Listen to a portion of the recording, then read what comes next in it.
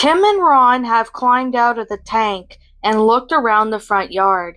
It looked like a wreckage happened, which means they were going to encounter some demons. They headed inside Bonnie's house, looking around as they entered the house. Kim looked at the kitchen to find that the whole first floor had been trashed. Ron looked at the living room to find Bonnie's parents dead on the ground. Kim looked to see the dead corpses and inspected them to know what demons caused Bonnie's parents' deaths. Bonnie's parents have been killed by a former human sergeant.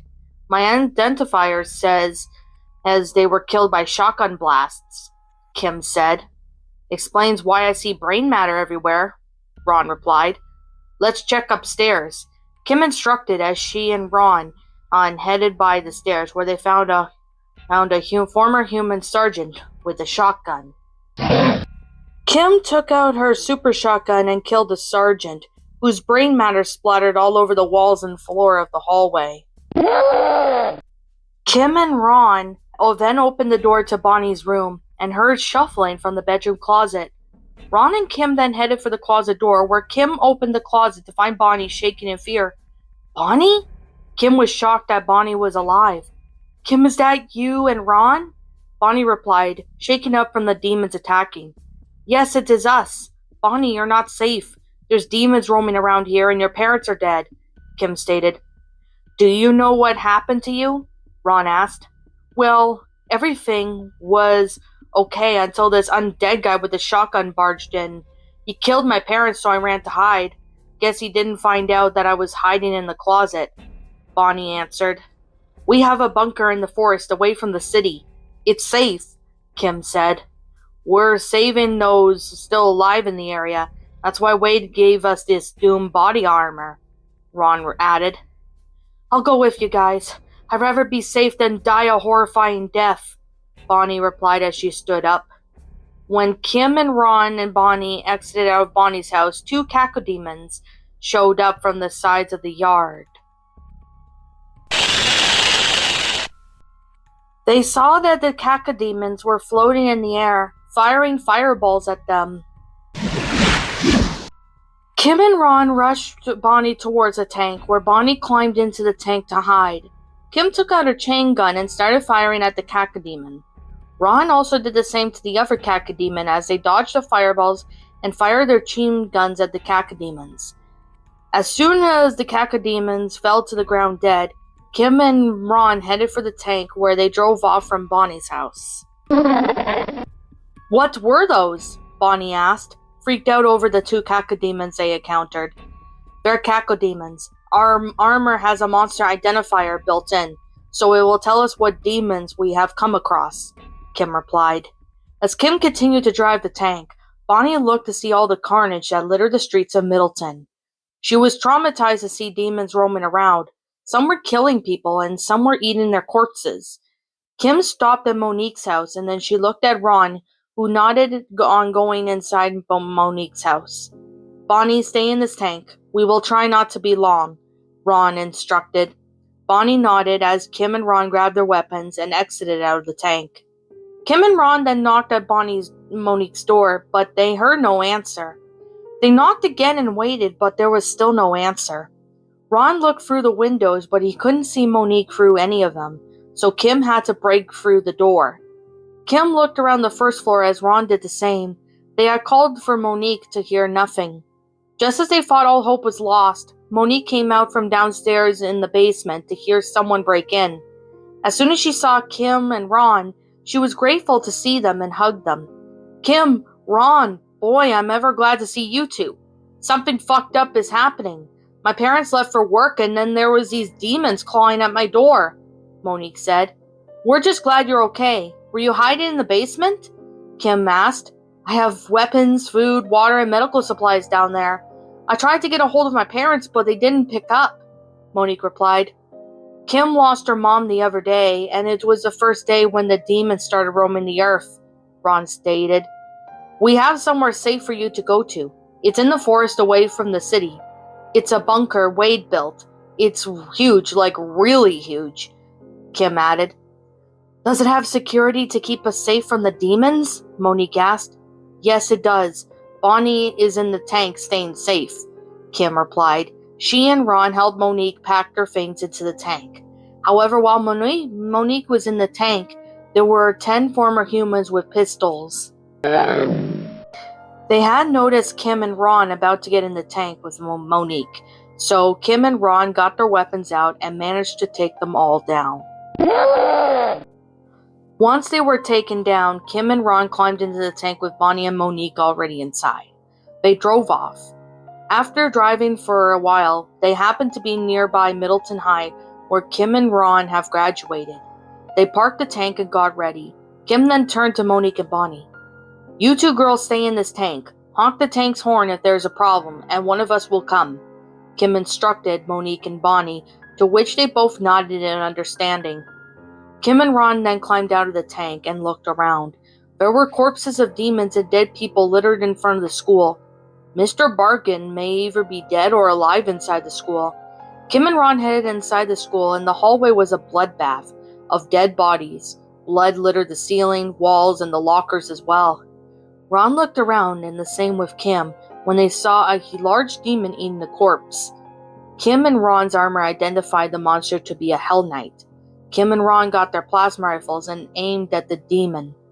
As they did that, the Hell Knight was alerted by Kim and Ron's presence and let out a groan. Kim and Ron fired their weapons at the Hell Knight. However, it was a stronger demon, so Kim and Ron had to move out of the Hell Knight's way. They continued to fire at the Hell Knight as Kim was thrown across the room by the Hell Knight, but quickly she got back up. The Hell Knight started to throw green fireballs at them, so Kim and Ron dodged the fireballs. When is this thing ever gonna die? Ron shouted. This thing's tougher than nails, Kim shouted back as she managed to grab a machete and jumped towards the Hell Knight, where she plunged the machete into its skull. The Hell Knight fell to the ground dead. Once it was dead, Kim pulled out the machete. Nice work, KP. Didn't know you were capable of doing that while wearing this armor, Ron said. It's not as heavy as I thought it would be. That Hell Knight was what my brothers killed in the gym earlier, Kim replied as she and Ron passed where Kim's old locker was. Here's my old locker. Such good times. Kim opened her locker, only to find nothing but school stuff inside. No idea whose locker this was before the demons showed up, but they were taking care of your old locker, Ron commented, then heard the sounds of growls down the hall. Shh! Kim hushed Ron as they both remained quiet. Then they readied their weapons and followed the sounds. As they got closer, they saw a pinky demon with its back to them. Kim motioned for Ron to stay where he was, and as she got her super shotgun out and crept up towards the pinky demon. When she got closer, she aimed a gun at the pinky's head and fired. As the shotgun blast went through the pinky's head, brain matter splattered on the floor as the pinky fell to the ground dead.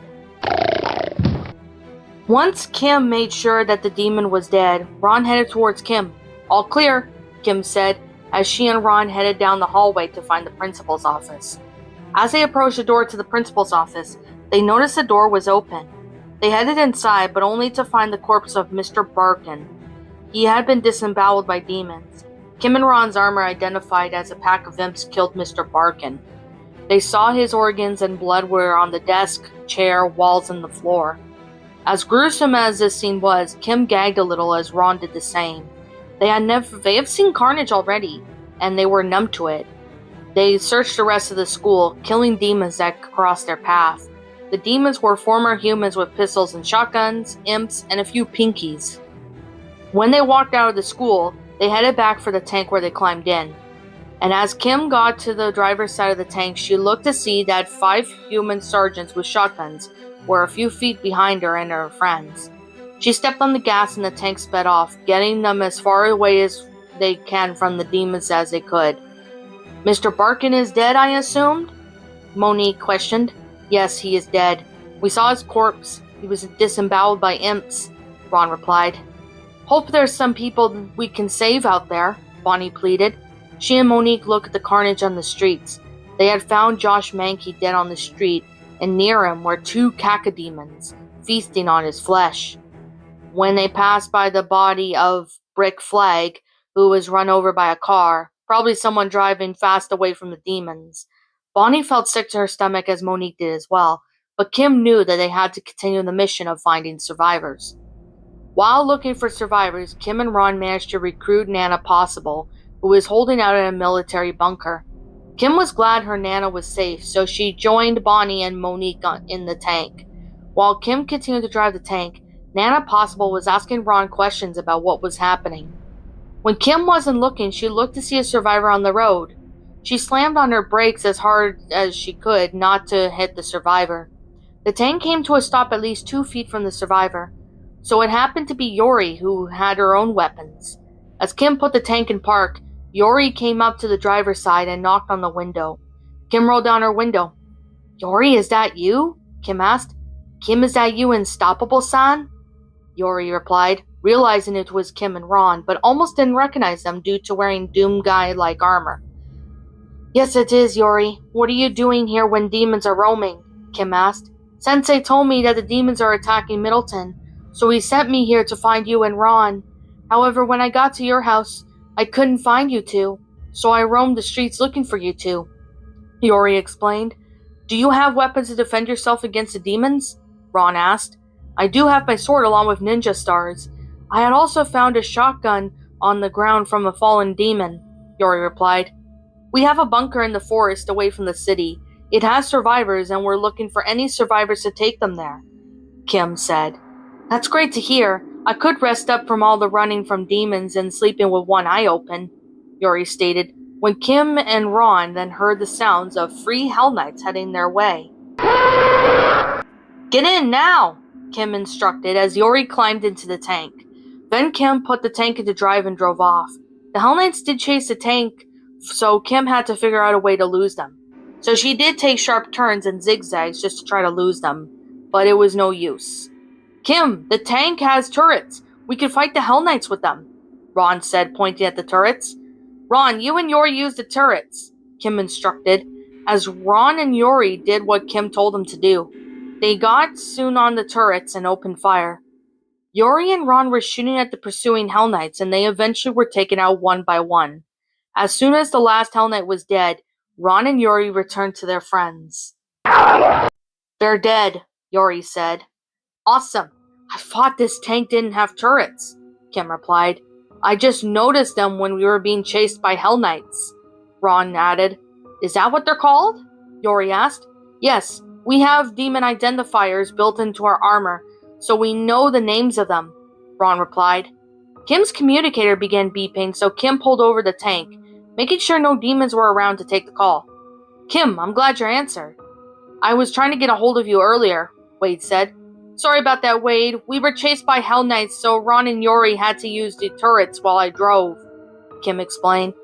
"Did you pick up any survivors?" Wade asked. "We have Bonnie, Monique, my Nana, and Yori. The other survivors we couldn't find, either alive and left or dead," Kim replied. "Okay, well, come back to the bunker with the survivors you have.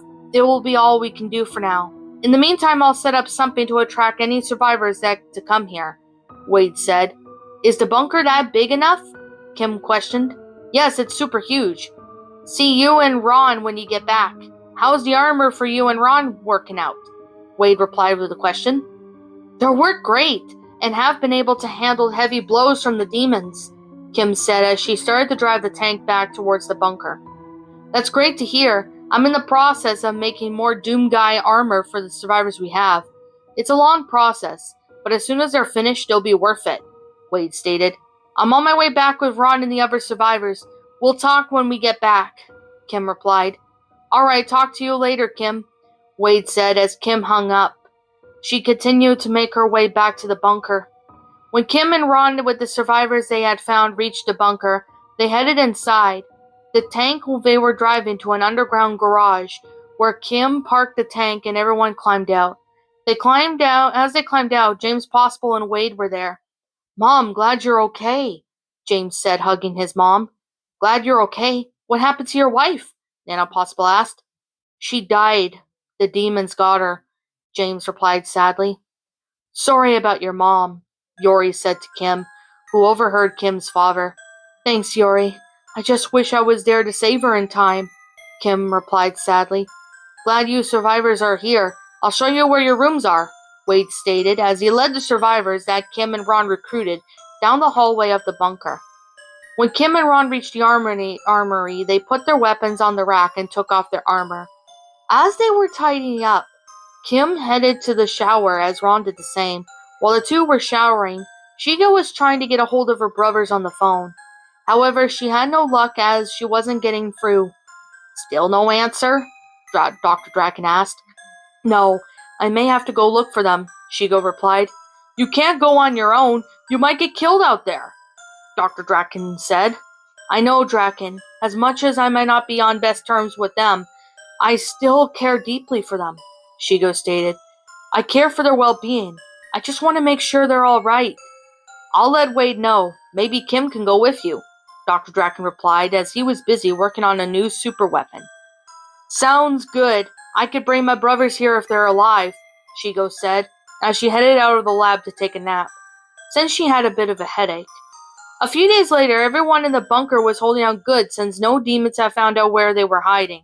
Kim was reading a book when Shigo joined her on the couch. She was reading her magazine. When Shigo looked at Kim, Kim also looked at Shigo. You okay? Kim asked. Yeah, I am. I'm just worried for my brothers. I want to see if they're okay, Shigo explained. Did you try to call them? Kim replied with a question. I did a few times, but to no reply. So I guess is that they're not at home, Shigo said. However, the answering machine revealed that my brothers are in the countryside of Middleton. So the catch is, they may still be alive in the countryside. We have to try and find them. We can't give up, Kim replied, agreeing with Shigo. Exactly. So I said we go find them in the countryside, Shigo declared. Sounds like a plan. We'll let Wade know that you're looking for your brothers, Kim said as she and Shigo both got up and headed to Wade's computer area of the bunker. Wade was playing video games in his computer room when the door knocked. He shouted to whoever was knocking to come in. Kim and Shigo walked inside to see Wade on his computer. He soon turned his head to the girls who walked in. Hey Kim, what do you and Shigo need? Wade asked. We both plan to go look for Shigo's brothers. We think they are alive in the countryside, Wade, Kim explained. There's a chance they might still be alive. We have to try at least, Shigo added. You both want to go there with the demons around? That sounds risky, as the armor for Shigo is being made, and it's a bit of a long process, Wade replied. I can handle myself with or without armor.